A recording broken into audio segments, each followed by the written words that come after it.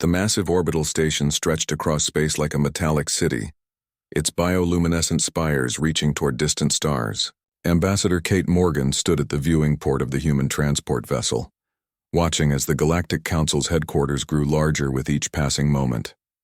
The structure was impossibly vast, home to representatives from over 3,000 different worlds, and today it would serve as humanity's courtroom. "First time seeing the Grand Assembly Station?" asked Colonel Ryan Blake, joining her at the observation deck. His military uniform was pristine, but Kate could see the tension in his shoulders. Behind them, Dr. Michael Torres reviewed his data tablets one final time while Communications Officer Lisa Park ran final checks on their translation equipment. "I've seen the recordings," Kate replied, her voice steady despite the magnitude of what lay ahead. "But this is different." The station's docking bay could have housed Earth's entire space fleet. As their ship approached the designated berth, Kate watched alien vessels of every conceivable design moving in perfect choreography. Crystalline ships that seemed to bend light around them, biomechanical craft that pulsed like living hearts, vessels so geometric they looked like moving sculptures against the star field. "Docking sequence complete," announced their pilot. "Welcome to the center of galactic civilization." The transition from ship to station was surreal. Gravity generators created Earth-normal conditions, but the corridors were designed to accommodate beings ranging from meter-tall crystalline entities to massive gas-based life forms contained in mobile atmospheric suits. Holographic guides provided directions in hundreds of languages, their soft chimes creating an alien symphony that followed the human delegation through the twisting passages. Kate had studied the protocols extensively. Humanity had been granted observer status 3 years ago after first contact, but today's session was different. Today, they were being formally evaluated for full membership in the Galactic Council. The process should have been routine, whereas a ceremonial approval of humanity's application after years of peaceful interaction. Instead, they were walking into what amounted to a trial. "The charges are serious," Dr. Torres murmured as they approached the Grand Assembly Chamber. "Violations of the non-interference doctrine. Unauthorized technological development. Suspected military buildup beyond approved parameters." "All completely false," Colonel Blake replied tersely. "Truth may be irrelevant," Kate said quietly. "Politics often is." The Grand Assembly Chamber defied human comprehension. The space was simultaneously vast and intimate, its walls seeming to stretch into infinity while somehow maintaining perfect acoustics. Thousands of alien representatives occupied viewing galleries that spiraled upward like the inside of a massive shell. In the center, a platform waited for the human delegation, surrounded by an energy field that would translate their words into every known galactic language. As they entered, the chamber fell silent. Kate felt the weight of 3,000 civilizations watching them. Some of the aliens she recognized from diplomatic briefings were on the reptilian Vorthan Empire representatives, the insectoid Kepri delegation, the ethereal Nexari who appeared as shifting patterns of light. Others were completely unknown, their forms so alien that her mind struggled to process them as living beings. Prime Counselor Zarian, a towering crystalline being whose surface reflected the emotions of the assembly, rose from the central podium. When he spoke, his voice resonated through crystal formations built into his body, creating harmonics that the translation system rendered into crisp, formal English. "The species known as humanity stands before this assembly to answer charges of conduct incompatible with galactic civilization. Over the past 3 standard cycles, human activities have demonstrated patterns of behavior that concern this council." Kate stepped forward to the central platform, her 3 companions forming a protective formation behind her. She had rehearsed this moment countless times, but the reality was overwhelming. The energy field activated around them, and suddenly she could feel the attention of every being in the chamber focused on her words. "Honored Counselor, distinguished representatives," she began, "humanity comes before this assembly in good faith, seeking understanding and cooperation." A ripple of translated responses echoed through the chamber. Some were neutral, others clearly skeptical. The Vorthan representative's scale shifted to a deep red that Kate's briefings had identified as aggressive displeasure. "Understanding." Counselor Zarian's crystalline form darkened. "Your species has established colonies in 17 systems without proper authorization. Your industrial capabilities have expanded beyond approved parameters. Most concerning, Intelligence reports suggest you have developed military technologies that violate the Weapons Limitation Treaty. Kate felt the chamber's attention intensify. This was the moment that would define humanity's future in the galaxy. Accept the charges and submit to restrictions that would cripple human development. Deny them and face potential expulsion from galactic societies or worse. Counselor, she said carefully, I believe there has been a fundamental misunderstanding about human activities. Misunderstanding? The voice came from the Kepri section. A harsh clicking sound that the translators rendered as barely controlled anger. Your species has tripled its industrial output in 3 cycles. Your exploration vessels have been detected in restricted regions.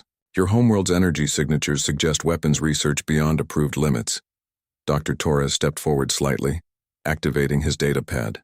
If I may address the Council's concerns with factual information. Facts? Zarian's form flared brighter. The facts are clear. Humanity has violated treaty obligations and demonstrated the same aggressive expansion patterns that have destabilized other regions of the galaxy. Kate felt the weight of history pressing down on her. She knew what happened to species that were deemed too aggressive for galactic society. Quarantine, technological suppression, in extreme cases forced regression to pre-spaceflight status. The galaxy had maintained peace for millennia by preventing any single species from becoming too powerful.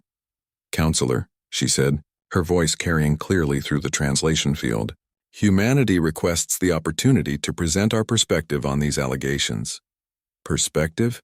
The Nexari representative's light patterns shifted to what Kate recognized as amused contempt. Young species often believe their perspective matters. When facing the judgment of galactic civilization, the chamber erupted in translated murmurs and alien expressions of agreement. Kate realized with growing dread that this wasn't a trial. It was a sentencing. The decision had already been made before they arrived. Colonel Blake moved closer to her shoulder, and she felt the subtle shift as he activated something concealed in his uniform. Dr. Torres made a nearly imperceptible gesture to Communications Officer Park, who began entering commands into her equipment with practiced efficiency. Before this council renders judgment, Kate said, her voice cutting through the alien chatter, there is something you should know about humanity. Zarian's crystalline form turned toward her. Patterns of light shifting in what she had learned indicated supreme confidence. Young species always believe they have something unique to offer. The galaxy has heard such claims from thousands of civilizations. Kate smiled, an expression that made several nearby aliens recoil slightly. Human facial expressions often translated poorly, and smiles could appear threatening to species that lacked similar features. You're absolutely right, Counselor. Humanity isn't unique. She paused, letting the translation systems carry her words to every corner of the vast chamber. But our response to your judgment will be. Before Zarian could respond, Dr. Torres activated his data pad. The holographic displays that filled the chamber suddenly shifted, showing images that made the assembled aliens freeze in shock.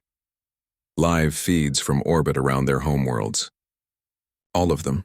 Kate's smile widened as she watched 3,000 civilizations realize that their primitive human visitors had been far more prepared for this moment than anyone could have imagined. The galaxy is about to learn, she said quietly, that humanity has a very different definition of being civilized. The Grand Assembly Chamber plunged into chaos as holographic displays filled the space with impossible images. Every major homeworld in the galaxy appeared in perfect detail.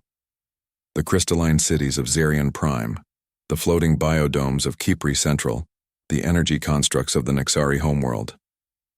But surrounding each planet, previously invisible and undetectable, were human vessels. Counselor Zarian's crystal form flickered through rapid color changes, each shift indicating a different emotional state that the translation system struggled to process. This is impossible, he resonated, his harmonics creating discordant notes throughout the chamber. Our sensor networks monitor every approach to our worlds. No vessels have been detected. Kate Morgan stood calmly at the center of the platform as alien representatives throughout the chamber erupted in panic. Emergency communications flooded the galactic networks as each delegation attempted to contact their homeworld defenses. The responses only deepened their terror. No military force in the galaxy could detect the human ships. How? The question came from the Vorthan delegation, their reptilian features displaying shock that transcended species barriers. Our early warning systems extend 50 light-years from our borders. Nothing can approach undetected. Dr. Torres stepped forward, his datapad projecting new information into the chamber's display systems. That's because you've been looking for conventional propulsion signatures, energy emissions, and matter displacement. Human vessels don't use any of those things. The holographic feed showed human ships that seemed to exist in a space between spaces, their hulls reflecting no light and generating no detectable energy signatures. They moved without visible propulsion, turned without inertia, and held position as if the laws of physics were merely suggestions. Quantum displacement technology, Dr. Torres explained, his academic tone contrasting sharply with the growing panic around them. We don't travel through space air, we step around it. Your sensors detect three-dimensional movement through normal space-time. Our ships exist in dimensional fold space. Communications Officer Park activated her equipment, and suddenly the chamber's audio systems carried new voices. Conversations from the human ships surrounding each homeworld. The aliens listened in growing horror as they heard calm, professional reports being transmitted between vessels they couldn't see. Monitor Station 7 to command. Vorthan Defense Grid is attempting active scanning. No indication they've detected our presence. Silent Wing to Fleet Command. Kepri orbital platforms are powering weapons systems. Should we decloak and make contact? Negative, Silent Wing. Maintain observation protocol until further orders. The Nexari representative's light patterns shifted to colors that had no equivalent in human language, but the emotions were universal: fear, disbelief, and growing rage. You dare threaten our worlds? This is an act of war. Kate's expression remained perfectly calm. Actually, this is diplomacy. If we wanted to threaten your worlds, you would know it. Colonel Blake activated something on his uniform, and the holographic displays shifted again. Now they showed detailed technical specifications that made several alien military commanders visibly pale. Quantum torpedo arrays, Blake said, his military bearing transforming him from diplomatic escort to battlefield commander, capable of bypassing any known defensive system by phasing directly through shields and armor. Each vessel carries enough firepower to sterilize a planet. Temporal displacement cannons, Dr. Torres added, highlighting different weapon systems. They don't destroy targets, Oro. They remove them from the timeline entirely. No explosion, no debris, no energy signature. The target simply ceases to have ever existed. The chamber fell silent except for the soft hum of translation systems struggling to process concepts that challenge the fundamental understanding of galactic warfare. The assembled representatives realized they were looking at weapons technology that made their most advanced military capabilities obsolete.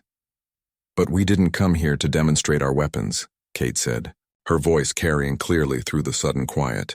We came to demonstrate our restraint. Xerion's crystalline form had stabilized into a deep blue that indicated profound confusion. You have the capability to destroy any world in the galaxy, yet you submit to our judgment? We submit to your judgment because we choose to, Kate replied.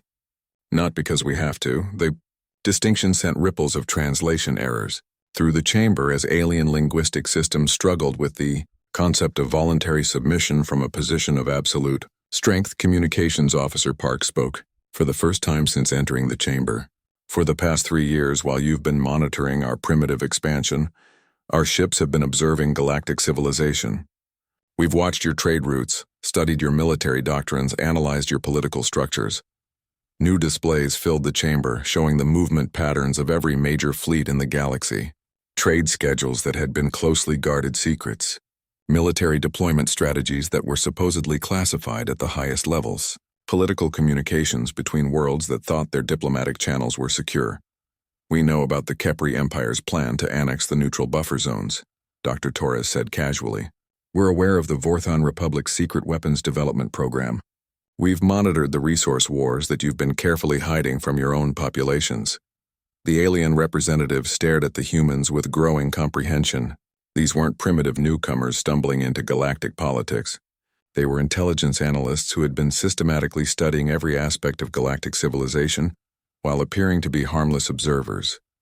The question, Kate continued, isn't whether humanity has the capability to enforce our will on the galaxy. The question is what we choose to do with that capability.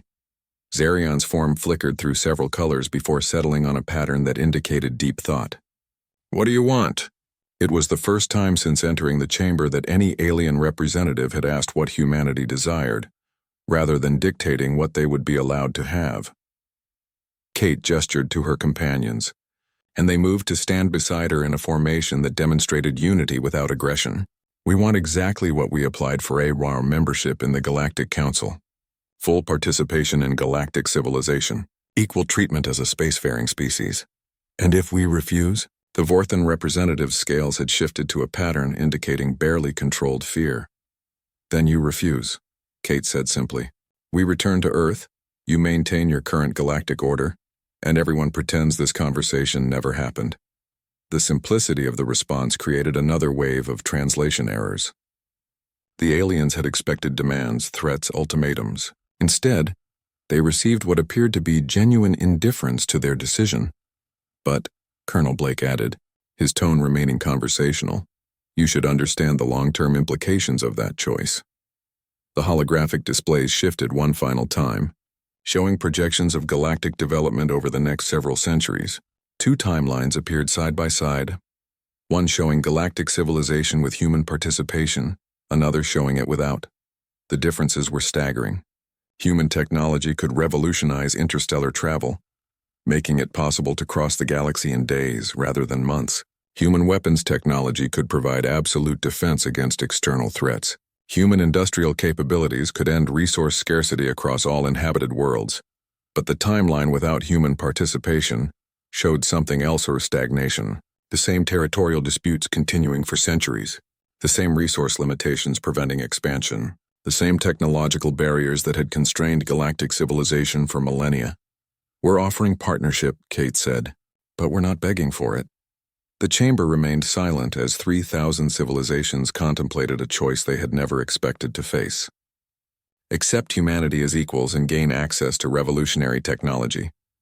Reject them and watch as the galaxy's newest species developed independently, potentially surpassing all existing civilizations within generations. Zerion's crystalline form began to pulse with new patterns as he processed the implications. You would share this technology freely? Of course, Dr. Torres replied. Scientific advancement benefits everyone, but only partners share in scientific advancement. The subtle distinction was clear. Humanity offered cooperation to equals and observation to others. For the first time in galactic history, a species with superior military capability was asking for permission to join, rather than demanding submission. The assembled representatives faced a choice that would define the future of galactic civilization, and everyone in the chamber knew that whatever they decided would echo through history for thousands of years to come.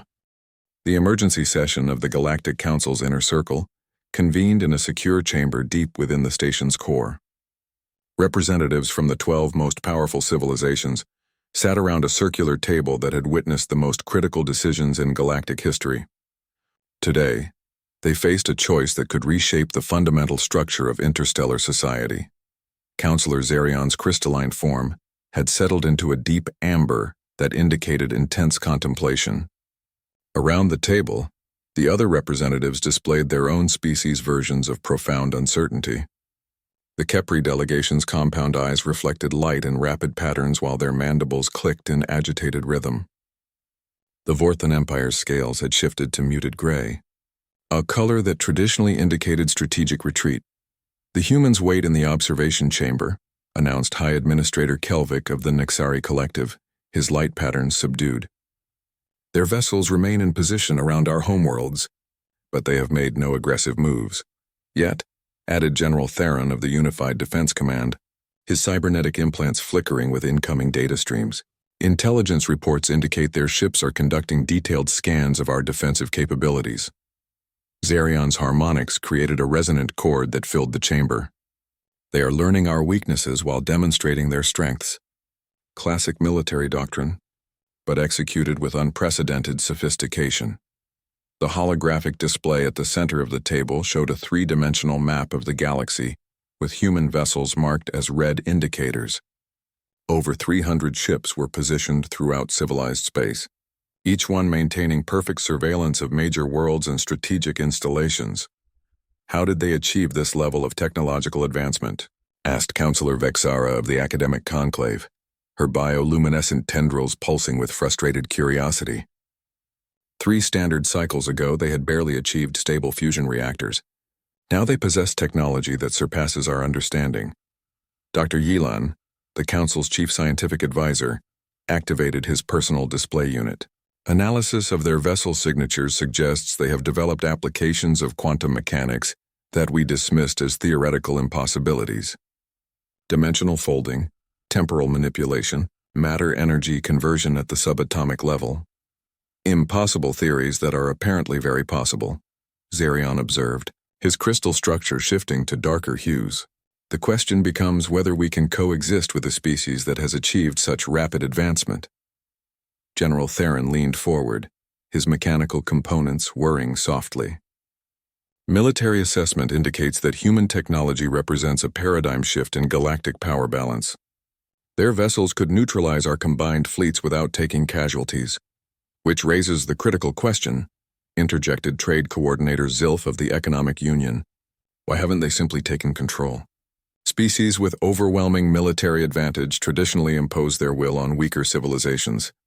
The chamber fell silent as the representatives contemplated the implications. Every major civilization in the galaxy had achieved dominance through conquest or the threat of force. The concept of requesting permission from those you could easily overpower was unprecedented. Perhaps, Councillor Vexara suggested, they understand something about power that we have forgotten. Meanwhile, in the observation chamber, the human delegation waited with remarkable patience. Ambassador Kate Morgan stood at the viewing port, watching alien ships move through the space around the station. Her companions had arranged themselves in comfortable positions, reading, reviewing data, or simply resting. They're taking longer than expected, Colonel Blake observed, checking his chronometer. Good, Kate replied without turning from the window. Hasty decisions rarely produce lasting solutions. Dr. Torres looked up from his data pad. Intelligence reports indicate emergency communications between all major homeworlds. They're realizing the scope of our capabilities. Communications Officer Park monitored the station's internal communications, her equipment automatically translating dozens of alien languages. Panic is subsiding, but confusion remains high. They can't understand our strategic objectives.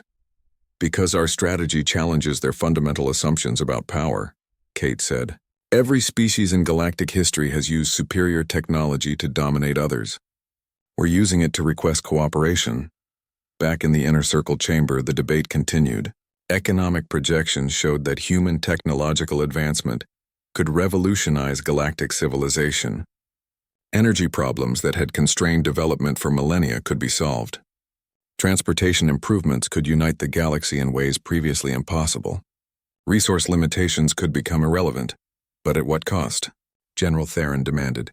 If we grant them full membership, we acknowledge their technological superiority. Every other species becomes secondary to human capabilities. And if we refuse, Zerion countered, we face the possibility of watching from the sidelines as they develop independently. Better to shape their integration into galactic society than risk future confrontation. Trade Coordinator Zilf activated economic models that filled the display space. Analysis indicates that human participation could increase galactic productivity by 400% within 2 decades.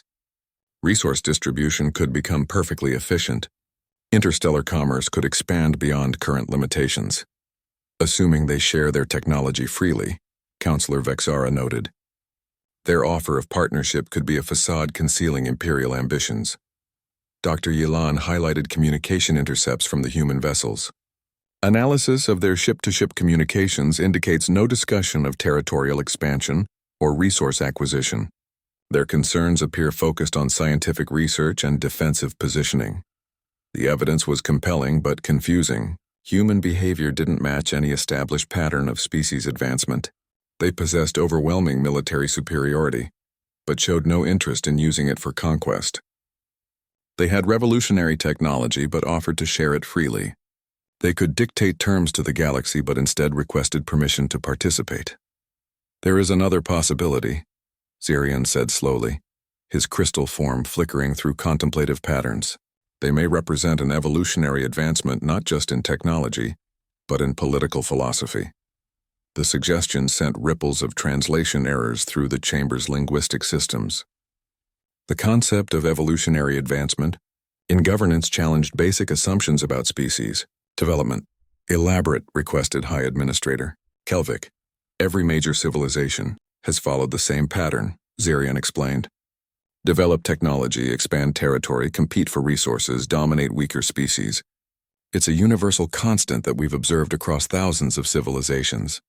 But humans appear to have broken that pattern, Counselor Vexara added, her bioluminescent displays brightening with realization.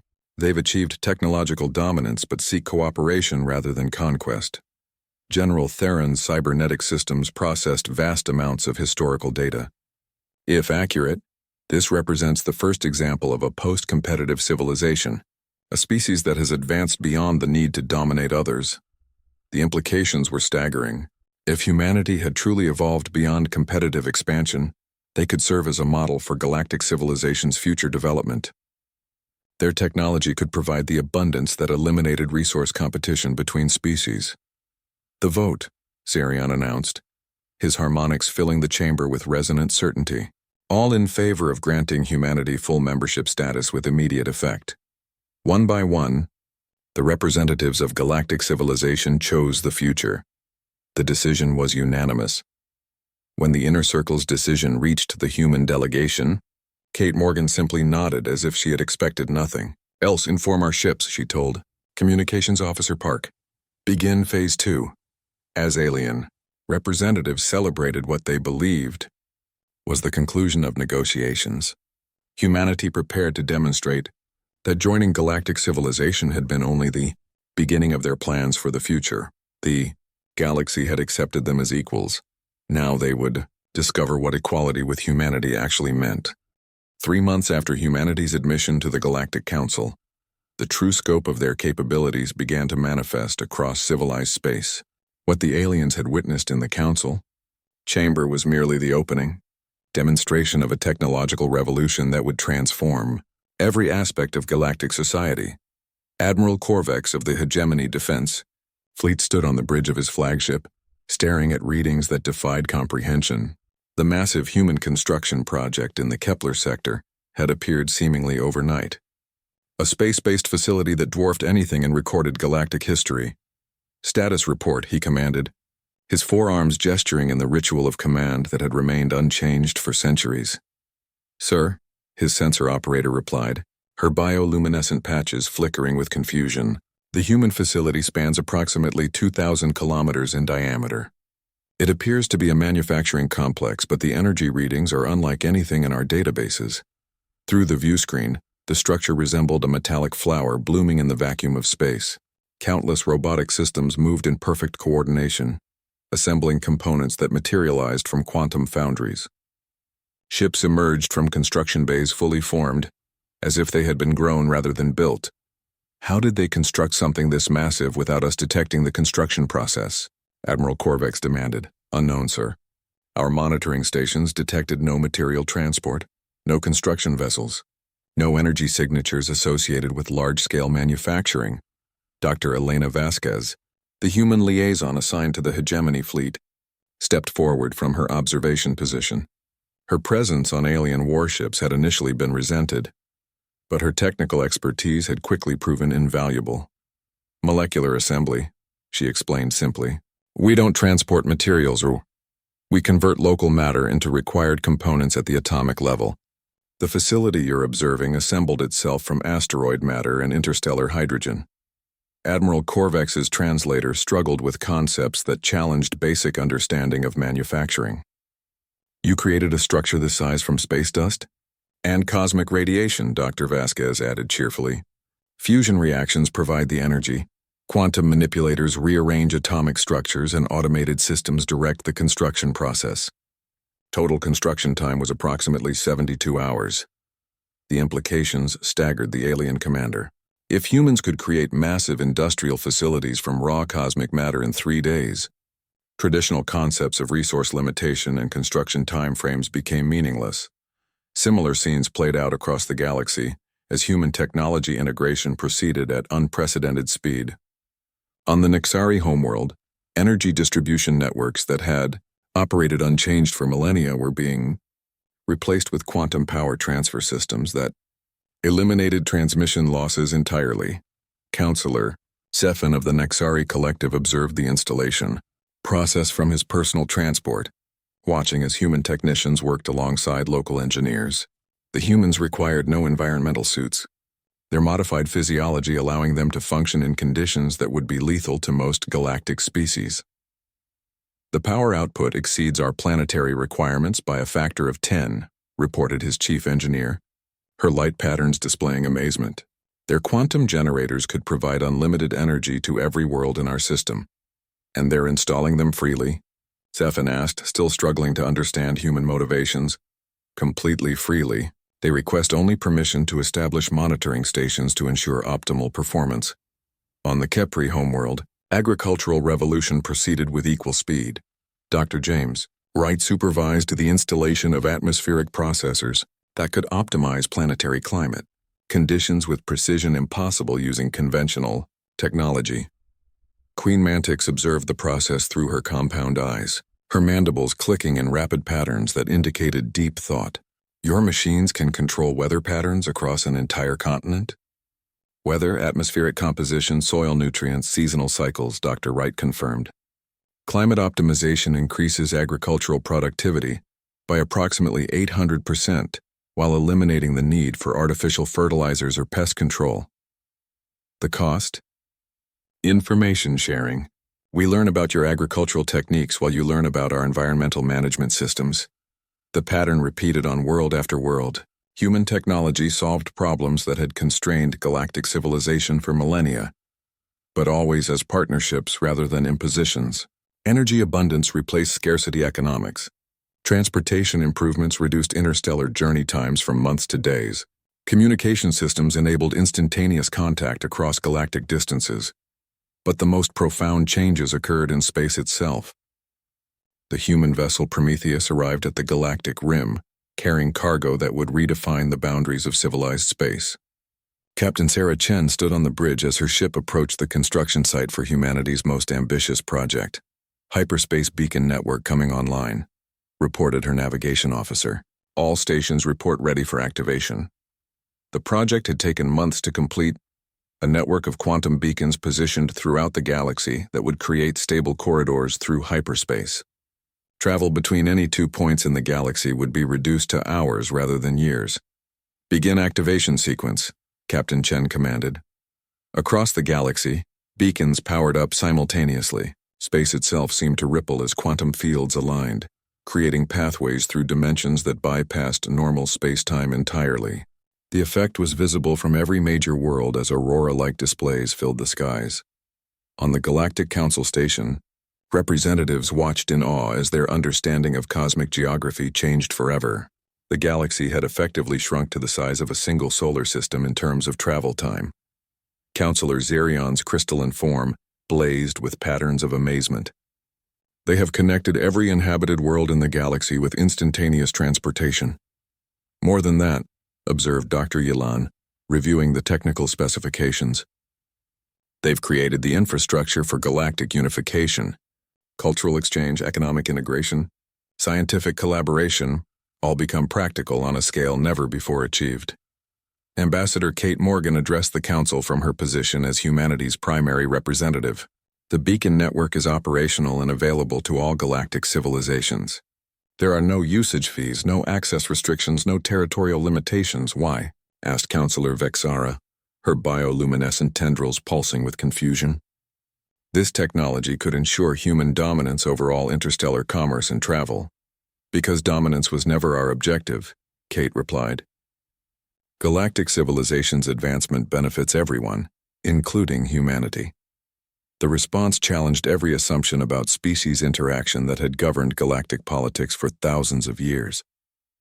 Humans possessed the technology to control every aspect of interstellar society, but instead they were freely sharing it with civilizations that had recently considered quarantining them. What do you gain from this? Demanded General Theron, his cybernetic systems struggling to process human motivations. Kate smiled, an expression that no longer frightened the alien representatives. partnership with the most diverse collection of intelligent species in the known universe.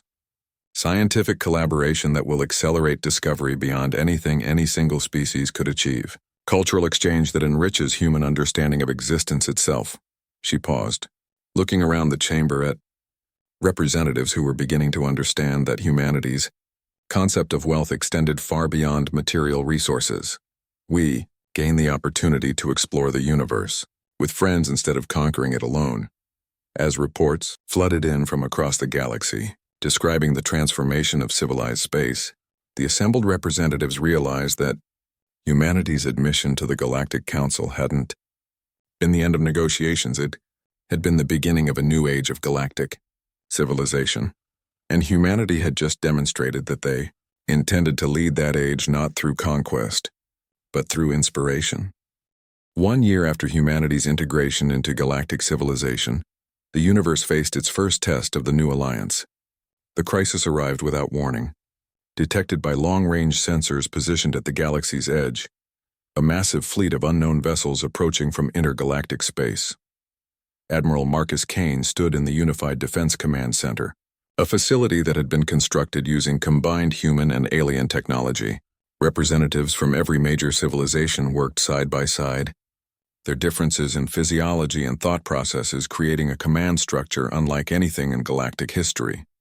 Contact confirmed, reported sensor specialist Yila of the Nexari Collective, her light patterns displaying urgent concern. Approximately 15,000 vessels of unknown configuration approaching from the Andromeda vector. Estimated time to arrival? Asked Admiral Kane, his voice carrying to translation systems that ensured every species could understand and respond immediately. 47 standard hours, replied the Kipri tactical analyst, her compound eyes processing multiple data streams simultaneously. Their technology appears to be significantly different from anything in our databases. Dr. Rebecca Foster, the human scientific advisor, studied the sensor readings with growing concern. Energy signatures suggest they're not using conventional faster-than-light travel. These readings look like they're manipulating space-time on a massive scale. General Thaxel of the Vorthan Republic leaned forward, his reptilian features displaying the controlled aggression that made his species formidable warriors. Military assessment? Unknown, admitted Colonel Sarah Mitchell of the Human Strategic Corps. Their vessel designs don't match any known configuration. No obvious weapon signatures, but that could indicate technology beyond our understanding. Counselor Zirion's crystalline form had been installed with communication arrays that allowed him to participate directly in military planning. His harmonics filled the command center as he spoke. The approaching fleet represents either first contact with a new civilization or a potential invasion force. Protocol requires immediate diplomatic contact attempts. Admiral Kane nodded to Communications Officer David Park, who had become the galaxy's primary specialist in interspecies contact protocols. Begin standard first contact procedures. All available frequencies, mathematical progressions, universal constants. The command center fell silent except for the hum of quantum computers processing vast amounts of data. Minutes passed without response to the diplomatic signals.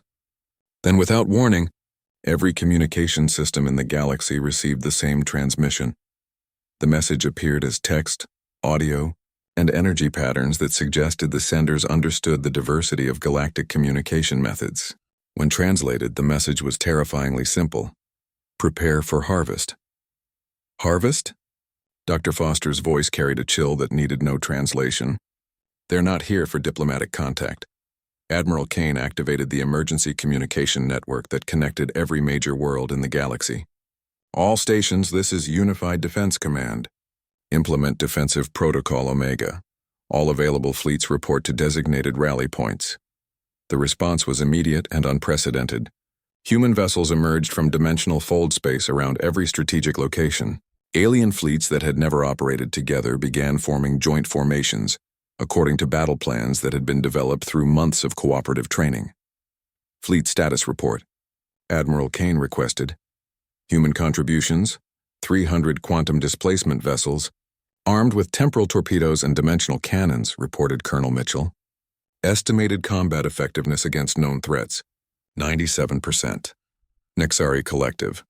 2,000 light construct vessels with energy manipulation capabilities, added their representative. Combat effectiveness in energy-based warfare, 85%. Kipri Empire, 5,000 biomechanical ships with adaptive armor systems, announced the insectoid commander. Effectiveness against conventional weapons, 90%. Similar reports continued as every major civilization contributed their most advanced military assets to the unified defense force. The combined fleet represented the most powerful military force ever assembled in galactic history. Total fleet strength, over 50,000 vessels representing 12 different technological approaches to space combat, Admiral Kane summarized. Defensive positions established around all major worlds and strategic installations. Dr. Foster reviewed the tactical projections with growing unease. Sir, I'm seeing something in the approaching fleet's formation that concerns me. Explain. They're not approaching as a unified force. Look at the distribution patterns. She highlighted sections of the alien fleet on the main display.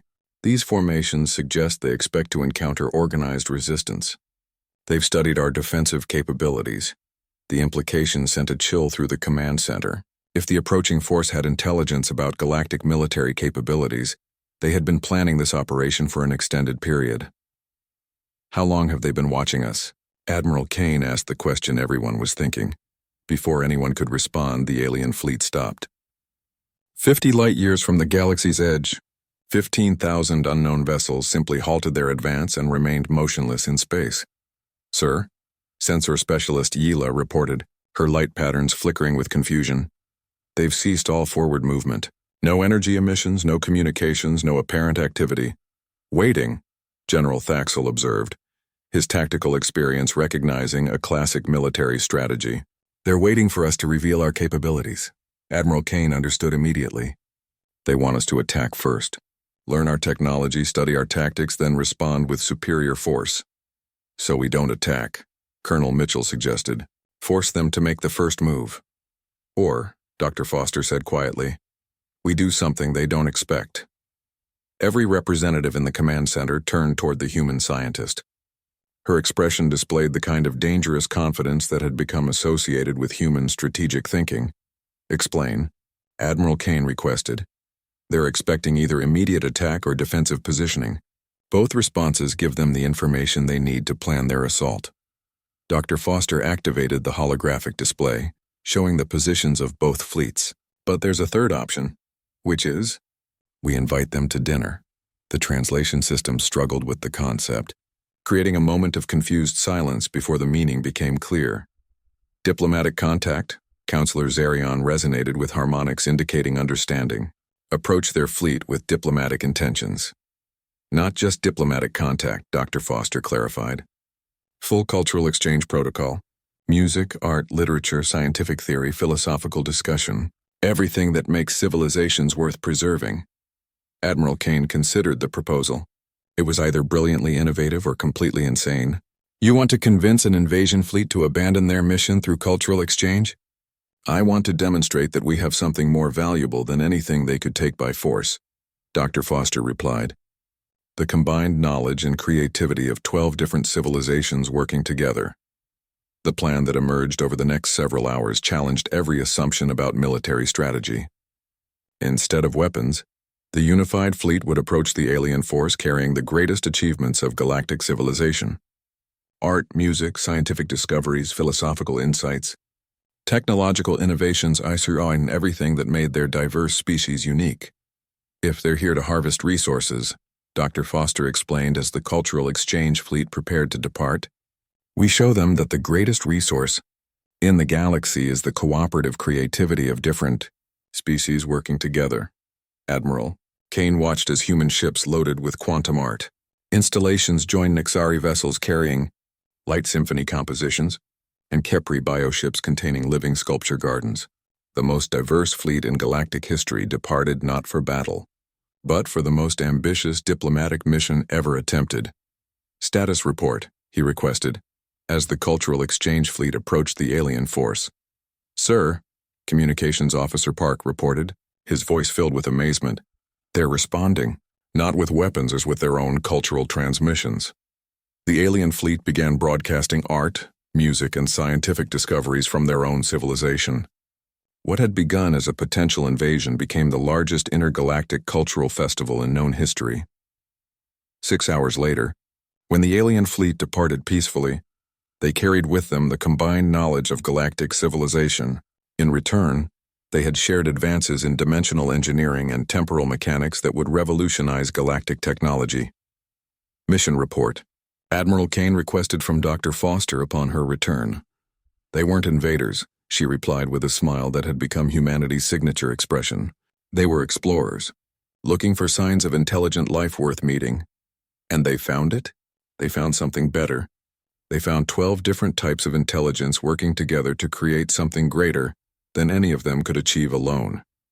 As reports of the successful contact spread throughout the galaxy, civilizations that had spent millennia in competition realized they had discovered something unprecedented: the power of cooperative diversity.